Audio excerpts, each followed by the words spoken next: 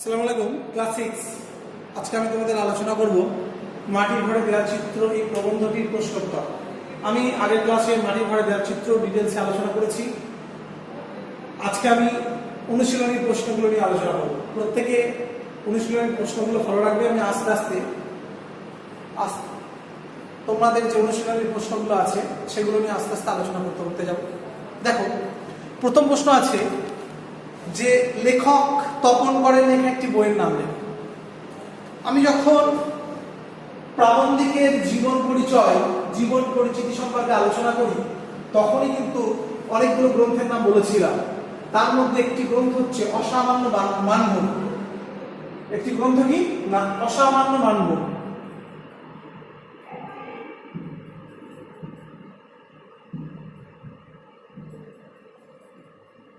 অসামান্য মানভূম, ঠিক আছে।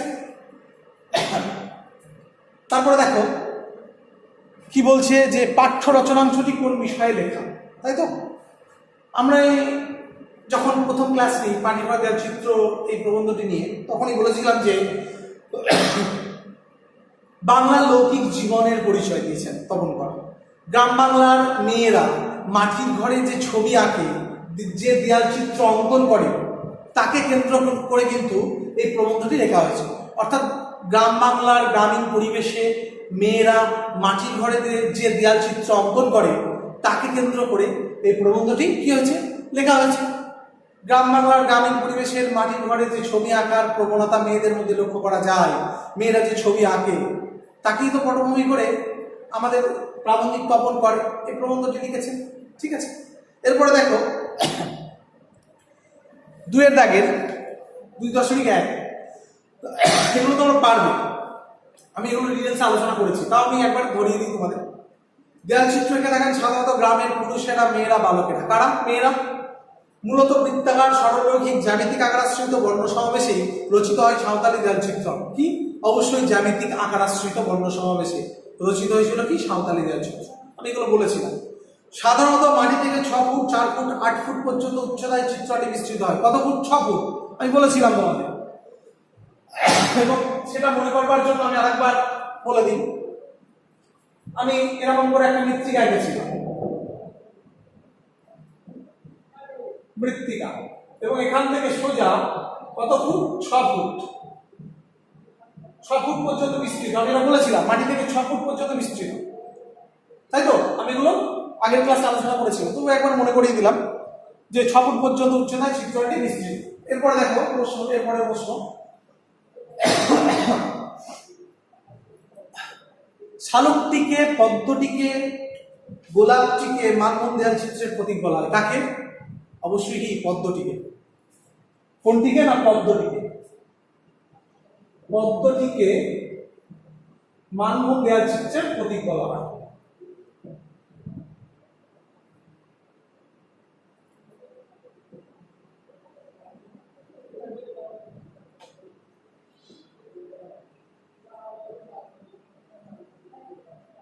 কি? পদ্মটি, ঠিক আছে। পদ্মটিকে মানভূম দেয়াল চিত্রের প্রতীক বলা হয়। এগুলো ক্লাসে আলোচনা করেছিল। এরপরে দেখো তোমাদের আছে পাঠ থেকে একই অর্থের শব্দ খুঁজে নিয়ে লেখো। অর্থাৎ এখানে ছবি, জোগাড়, পঙ্কজ, পুষ্প, মাটি, এগুলো আমাদের আলোচিত পাঠ্যাংশে মাটির ঘরে দেয়াল চিত্র প্রবন্ধটিতে যা যা এর যে সমার্থক শব্দ পাবো সেটাই কিন্তু এখানে উল্লেখ করতে বলা হয়েছে। দেখো,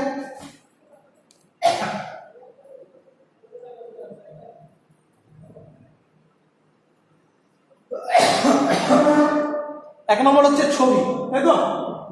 ছবি আমরা কি পেয়েছি? কি পেয়েছি? চিত্র।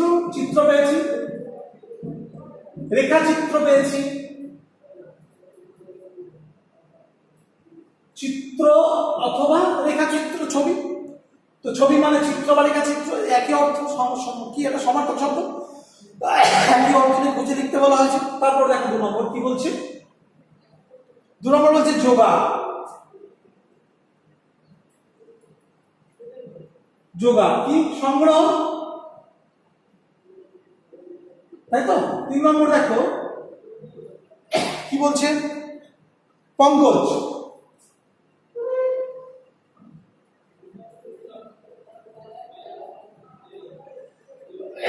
পঙ্কজ মানে হচ্ছে পদ্ম, আমরা পদ্ম পেয়েছি অথবা শতদল পেয়েছি, তাই তো? শতদল মানে পদ্ম, পঙ্কজ মানে পদ্ম।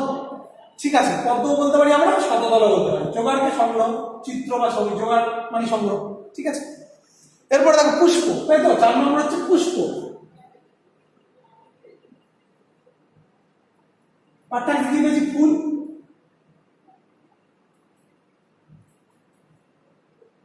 ফুল পেয়েছি, ফুল শব্দটা পেয়েছি।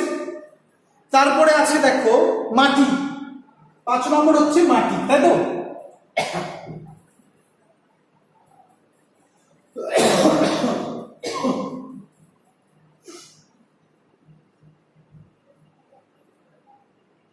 পাঁচ নম্বর আমরা কি পাচ্ছি? অনুশীলনীতে কি বলা হয়েছে? মাটি।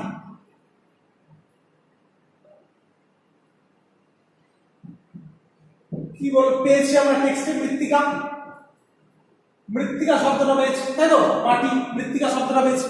ঠিক আছে, এরপরে দেখো বলছে নিচের বিশেষ্য শব্দগুলিকে বিশেষণ এবং বিশেষণ শব্দগুলিকে বিশেষ্যে রূপান্তরিত করো।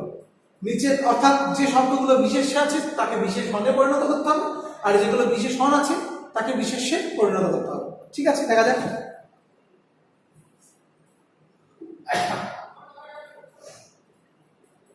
বিশেষ্য বিশেষণে পরিণত করবো আমরা। আমাদের প্রথমে জানতে হবে যে বিশেষ্য কাকে বলে আর বিশেষণ কাকে বলে।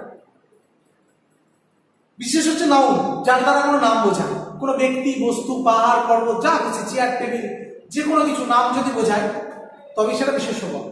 আর বিশেষণ বিশেষ্যের দোষ গুণ অবস্থা বোঝাবে যার দ্বারা, অর্থাৎ যার দ্বারা বিশেষ্যের দোষ গুণ অবস্থা, সংখ্যা, পরিমাণ এগুলো বোঝাবে তাকে বলা হচ্ছে বিশেষণ, অর্থাৎ বিশেষ্যকে বিশেষায়িত করবে বিশেষণ, তাই তো? দেখো সুন্দর ফুল, সুন্দর ফুল, ফুলটা আমরা কি বিশেষ্য পদ, নাউন, বিশেষ্য পদ, তাই তো? এটা নাউন, বিশেষ্য পদ। সুন্দর, কেমন ফুল? সুন্দর ফুল। বিশেষ্যের কি বোঝাচ্ছে? দোষ, গুণ, অবস্থা, সংখ্যা, পরিমাণ যদি বোঝায়, আমি বলেছিলাম, তাহলে কি হবে? অবশ্যই সেটা বিশেষণ। বিশেষ্যের যদি দোষ, গুণ, অবস্থা, সংখ্যা, পরিমাণ এগুলো বোঝায়, তার মানে সুন্দর ফুল, ফুলটা কেমন? সুন্দর। অতএব এটা কি বিশেষণ, বিশেষণ, বিন বা বিশেষণ। বিশেষণকে সংক্ষেপে বৈশিষ্ট্য প্রধান না বিন লিখছি। ঠিক আছে, তার মানে বিশেষ্য আর বিশেষণ পেলাম, কাকে বলে কি এগুলো বুঝলাম। এরপরে আমি টেক্সটে যাব, তোমাদের অবশ্যই আমি প্রশ্ন করব। দেখো তোমাদের অনুশীলনীর প্রশ্ন, নিচের বিশেষ্য শব্দগুলিকে বিশেষণ। আচ্ছা, আমি একদিকে লিখি বিশেষ্য পদ, একদিকে করবো বিশেষ্য পদ, আর একদিকে করবো বিশেষণ।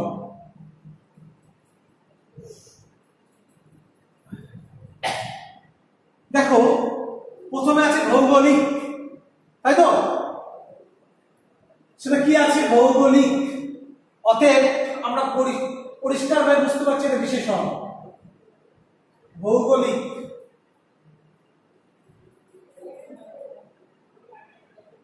বিশেষে কি হবে? ভূগোল, তাই তো? বিশেষে কি হবে? ভূগোল।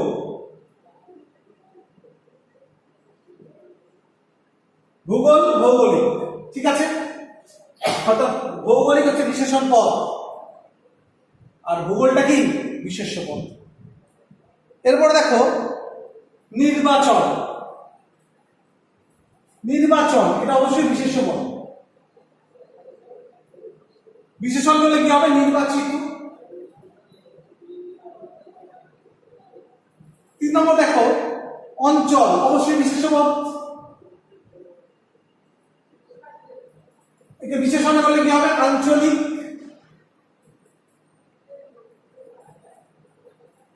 তাই তো? এরপরে দেখো ভূগোল, ভৌগোলিক পেয়েছি আমরা বিশেষণ পদ, বিশেষ্যে পরিণত করলাম ভূগোল।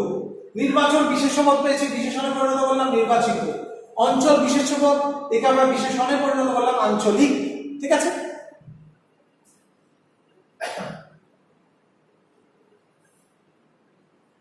এরপরে দেখো বাদ বাকি আছে কি কি, যেগুলো বাকি আছে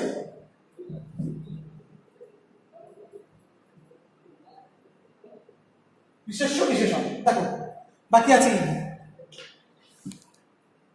রচিত, অবশ্যই বিশেষণ পদ, বিশেষে কি হবে? রচনা। তারপরে দেখো অলংকার, অবশ্যই বিশেষ্য পদ, অলংকার বিশেষ্য পদ। বিশেষণের পরিণত করব কি? অলংকৃত, অলংকৃত। তারপরে কি আছে? জ্যামিতি, বিশেষ্য পদ, নাম বোঝাচ্ছে বস্তুর, জ্যামিতি। তার মানে বিশেষণে কি করবো? জ্যামিতিক, জ্যামিতিক, তাই তো? বিশেষণে কি হবে? জ্যামিতিক, জ্যামিতিক। তারপরে কি পেলাম? রচিত বিশেষণ, আমরা বিশেষে বানানো করলাম কি? রচনা। অলংকার বিশেষ্য পদ, বিশেষণে কি করলাম? অলংকৃত। তারপর হচ্ছে জ্যামিতি, এটা হচ্ছে বিশেষ্য পদ, বস্তুর নাম বোঝাচ্ছে কোন একটা, আমরা জানি চওড়া মতো দেখতে, সকলে ইউজ করি। আর এটা কি হবে? বিশেষণ কি হবে? জ্যামিতিক, তাই তো? অতএব এটা বিশেষণ পদ, জ্যামিতি বিশেষ্য পদ, জ্যামিতিক বিশেষণ পদ।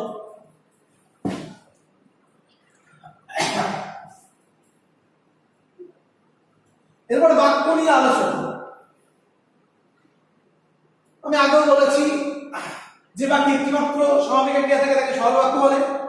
দুটো সমাপিকা ক্রিয়া যোগে গঠিত বাক্য যৌগিক বাক্য, এবং দুটি প্রধান দুটি খণ্ড বাক্য থাকবে, একটি প্রধান অপ্রধান খণ্ড বাক্য মিলে গঠিত হবে জটিল বাক্য। আমি এগুলো আগে একটা ক্লাস প্রশ্নোত্তর আলোচনা করবে বলেছিলাম। তারপর ব্যাকরণ যখন পড়ানো হবে অবশ্যই ডিটেলস আলোচনা করবো।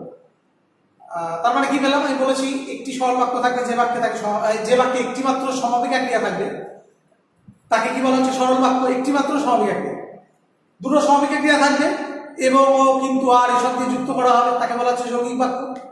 আর একটা কি? জটিল বাক্য কি? প্রধান এবং অপ্রধান খণ্ড বাক্য মিলে গঠিত হয় সাপেক্ষ অব্যয় যোগে যে বাক্য, তাকে কি বলা হয়? জটিল বাক্য। তো আমাদের এখানে সবকিছু কিন্তু আমরা দেখতে পাচ্ছি। তোমাদের এই পাঠ্যাংশ থেকে দুটি জটিল বাক্য লেখো যারা যুক্ত আছে যেমন তেমন দিয়ে। অর্থাৎ এখানে পুরোপুরি আমাদের জটিলে বলা হয়েছে দুটো, একটি প্রধান খণ্ড বাক্য, একটি অপ্রধান খণ্ড বাক্য আমাদের উল্লেখ করতে হবে এবং সাপেক্ষ অব্যয় যোগে যুক্ত করতে হবে যদি, তা, যেমন তেমন, ঠিক আছে, যে, সে, যিনি, তিনি, এইসব দিয়ে।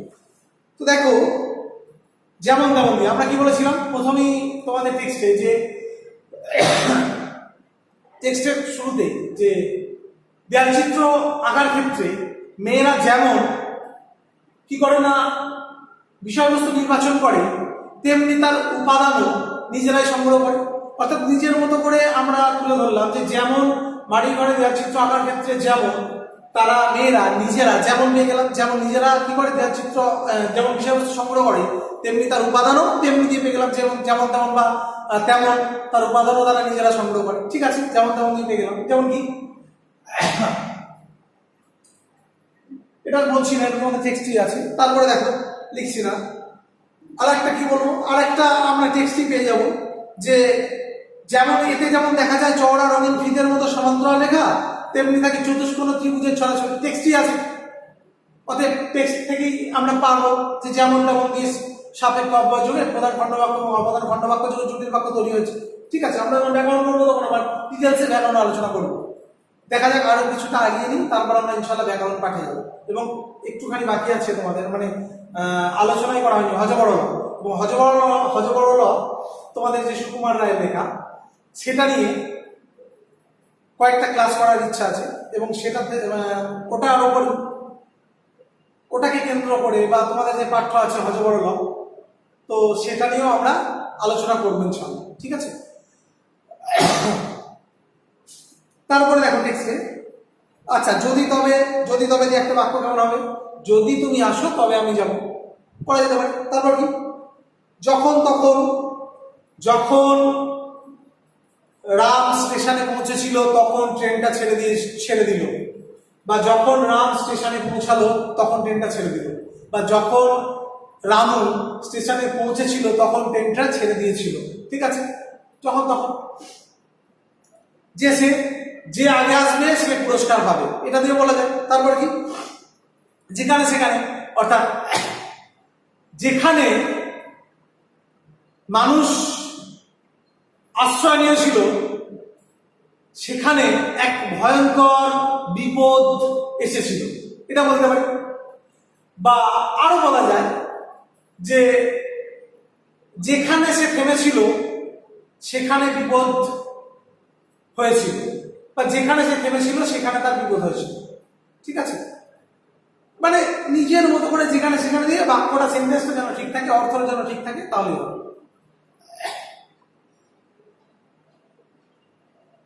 যেদিন সেদিন, যেদিন সেদিন দিয়ে কি বলা যায় না, যেদিন বৃষ্টি হয়েছিল সেদিন গাছপালা সব ভিজে গিয়েছিল, বা যেদিন বৃষ্টি হয়েছিল সেদিন মাটিতে জলে থই থই করছিল। ঠিক আছে, অর্থটা ঠিক রেখে বাক্যটা ঠিকভাবে প্রয়োগ করলেই হয়। এরপর দেখো জটিল বাক্য বললাম, প্রধান খণ্ডবাক্য, অপ্রধান খণ্ডবাক্য। আমি বাক্য পড়াতে গিয়ে আবার ডিটেলসে ব্যাখ্যা করবো একদম কেটে কেটে। দেখ, নিচের বাক্যগুলি জুড়ে একটি বাক্যে পরিণত করো, অর্থাৎ এখানে দুটো করে বাক্য আছে, সেগুলো একটা বাক্যে পরিণত করতে বলছে। এই মাটির রং ঈষৎ হরিদ্রাভ, এই মাটির রং ঈষৎ সাদাটে। আমরা কি বলবো? এই মাটির রং, এক নম্বর, এই মাটির রং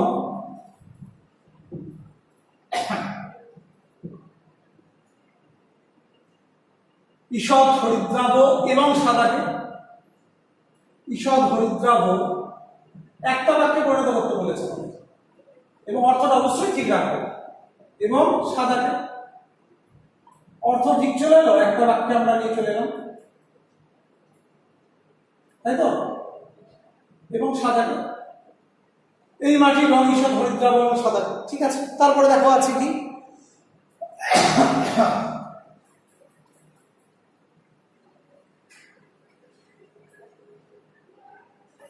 দূর থেকে দৃশ্য হিসাবে মানানসই হওয়া যায় এইভাবে দেয়ালগুলি নির্বাচন করা হয়। আমরা কি বলবো? 6.2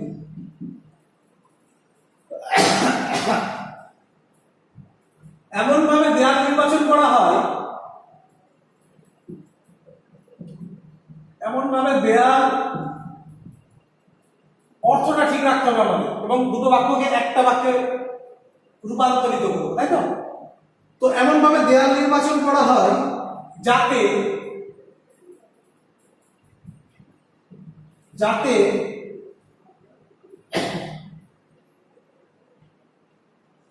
দূর থেকে দৃশ্য হিসাবে মানানসই হবে। এমনভাবে দেয়াল নির্বাচন করা হয় যাতে দূর থেকে দৃশ্য হিসাবে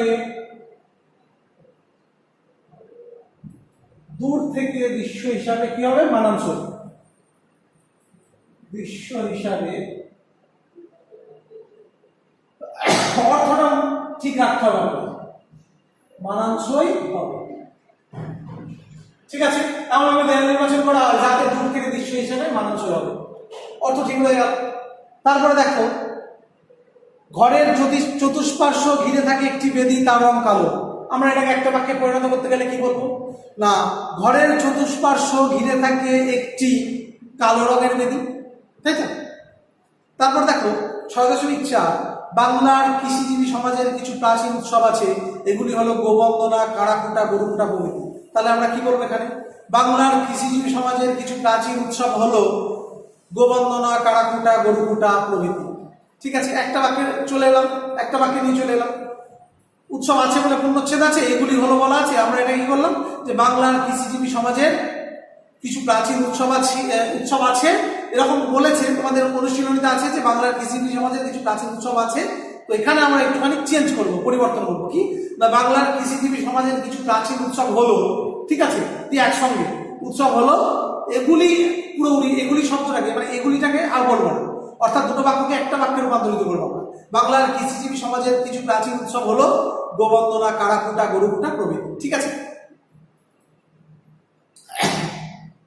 এরপরে দেখো 7 দাগে 7.1, তোমার জানা কোন অঞ্চলের লোকসমাজের দেয়ালে ছবি আঁকার চল আছে? আমরা জানি কোন জেলায়,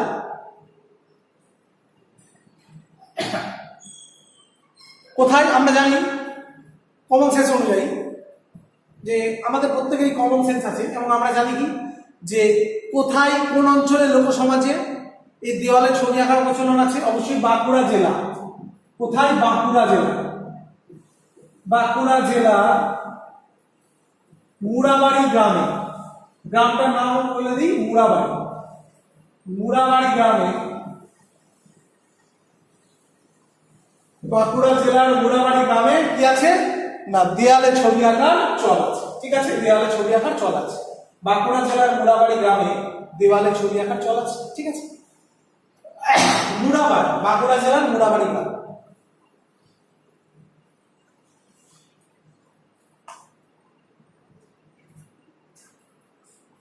এরপরে দেখো মানভূম জেলা সংলগ্ন আর কোন কোন জেলায় দেয়াল চিত্রণ হয়ে থাকে, আমি এগুলো ডিটেলস আলোচনা করেছি। কি কি তোমরা জানো? কি কি না মানভূম জেলা সংলগ্ন আমরা পেয়েছিলাম মেদিনীপুর, বাঁকুড়া, বর্ধমান, বীরভূম জেলা। ঠিক আছে, মানভূম জেলায় কোন কোন আদিবাসী গোষ্ঠী বাস? কি কি বলেছিলাম? সাঁওতাল, মুন্ডা, হো, অসুর, খেলিয়া, ভূমিজ, এইগুলো ইত্যাদি। আমি এগুলো সব আলোচনা করেছি। মাটির দেয়াল চিত্রগুলো সাধারণত কোন কোন উৎসবে আঁকা হয়? কি কি আমি বলেছিলাম যে দেওয়ালি মানে কার্তিকের অমাবস্যা। ঠিক আছে, মাটির ঘরে দেয়াল চিত্র সাধারণত আশ্বিনের দুর্গাপূজা এবং কার্তিকের অমাবস্যা।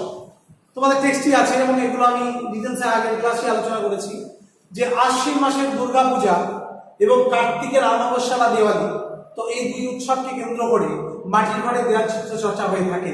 এগুলো আমি আলোচনা করে দিয়েছি অলরেডি, তাই এগুলো আমি আর ডিটেলসে আলোচনা করছি না। তোমরা এগুলো পারবে। দেয়াল চিত্র করার জন্য কি কি উপাদান ব্যবহৃত হয় আমরা জানি। গিরি মাটি, ঠিক আছে, গেরো রঙের মাটি। ঠিক আছে, সেই গেরো রঙের মাটি মৃত্তিকায় গিরি ফল চুবিয়ে গৃহদ্বারের শীর্ষে এবং দুই পাশে ছাপ দেওয়ার প্রথা বাংলার কৃষি সমাজে বা কৃষিজীবী সমাজে প্রায় সর্বত্রই লক্ষ্য করা যায়। তো এগুলো আমি ডিটেলসে আলোচনা করেছিলাম সেদিন আগের ক্লাসে, তাই আমি এগুলো আর বলছি না, তোমরা এগুলো পারবে। ঠিক আছে, আপাতত এখানেই ক্লাস শেষ করছি। ইনশাল্লাহ পরের ক্লাসে আমরা পিঁপড়ে কবিতাটা নিয়ে আলোচনা করবো। পিঁপড়ে কবিতা তোমরা সকলে ভালো করে মন দিয়ে পড়াশোনা করো। আর তারপরে তো আমি বলেছি যে হজবরলা, সুকুমার রায় লেখা হজবরলা, তো সেগুলো আলোচনা করব। তারপরে আলোচনা করবো ব্যাখ্যালু। ইনশাল্লাহ আস্তে আস্তে সব হয়ে যাবে। আজকে আমি এখানে ক্লাস শেষ করবো।